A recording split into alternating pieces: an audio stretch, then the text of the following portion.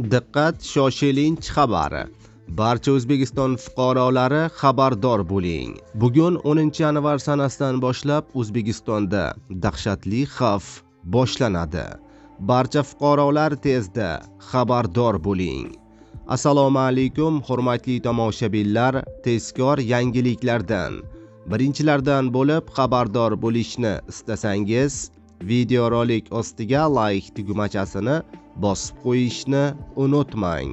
O'zbekistonda J1 darajadagi magnit bo'roni kuzatiladi bugun.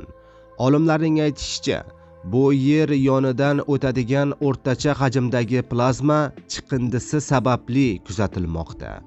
Respublika aholisi ayniqsa bugun kunning birinchi yarmida bosh og'rig'i, holsizlik his qilishi mumkin.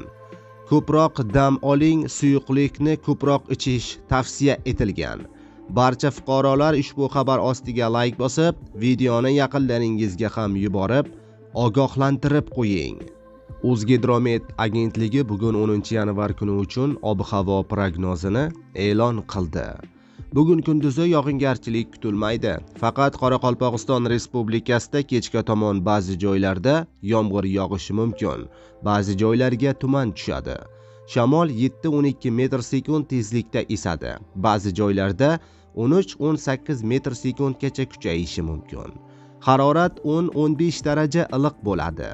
Poytaxtimizda yog'ingarchilik kutilmaydi. Shamol 3-8 metr/sekund tezlikda esadi.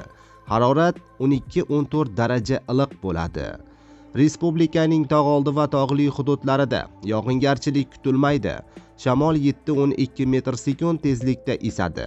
Havo harorati 5-10 daraja iliq bo'ladi, deyiladi xabarda.